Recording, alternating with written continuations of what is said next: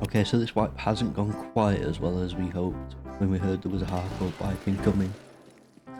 Although I can't actually remember the last time something was implemented into this game smoothly and seamlessly. So this level of buggery should have been expected at this point. I'm really curious as to what the original plan was though. Since now Battle State have rolled back almost everything except putting money and meds up your arse, car extract prices and a few other price changes to things like suppressors, we're not really seeing anything different aside from more time being spent on the fucking flea market, selling items one at a time.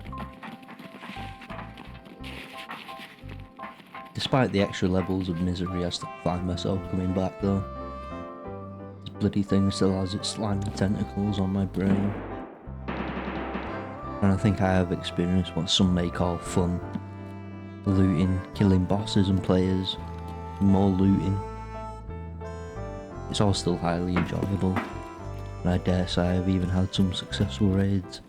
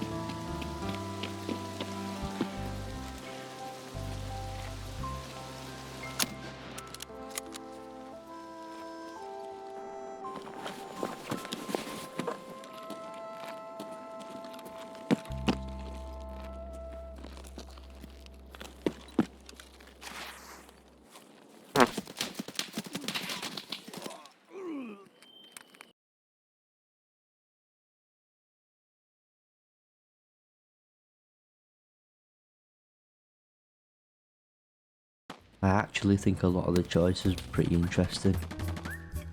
Sadly limiting us to the transit system that they hadn't fixed yet. Making rubles felt like a genuine struggle for once.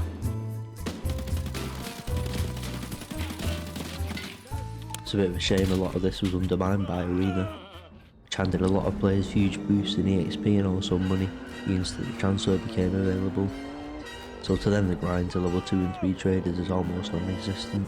You don't even need to play a raid to get them to level 2 if you've got one of the special editions that gives you trader rep.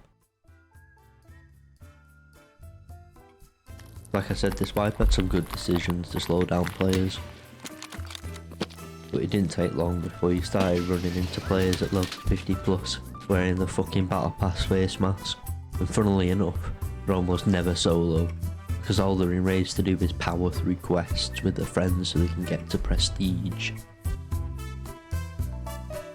I think a lot of these changes would have been more welcome had the balance between arena players and standard players been smoothed out a bit. But instead people who have access to arena have had the usual easy way to get early wipe key tools, cases and gear, especially from that fucking battle pass. I saw a good few people showing off the red rebels that they got from just opening a box. Meanwhile, the rest of us have to go and find 40 rare items for one of the biggest ball ache fart trades in the game. Whilst we're here, why is this fucking guy the only person you can buy ammo boxes from? And why give players a consistent supply of M61, BP, SP6? We'll just stock it all up. You can't even get that shit from the normal game, so why is it available to people for playing an easier version of the game?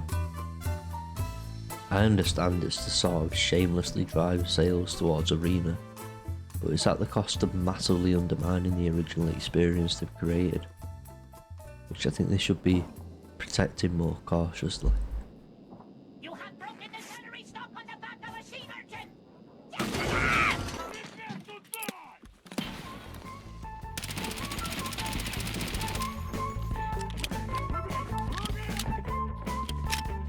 I don't know. I just don't understand how BSG are still at this point where they feel the need to incentivise players to play Arena with EXP, rubles and rewards for Tarkov, instead of having come up with some unique and novel game modes based off of Tarkov's core themes of scavenging and survival.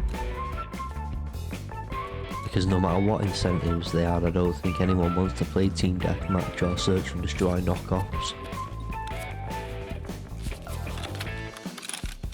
Coming from the developers that create something as unique and interesting as Tarkov, it honestly feels disappointing that they never saw this when they first conceptualised Arena and started to design it. Just hope in the future 1.0 and beyond BSG go through rep and remove a lot of the items normal players don't have access to. Things like fucking Altons, tier 5 and 6 armour, high-end ammo, these ridiculous weapons for the trader level, and the good scopes like the Voodoo and Razor. Anyway, I think that's enough of this. If there's anything you really enjoyed or anything you really hated this wipe, I'd be curious to know, and I'll probably include it in my next video.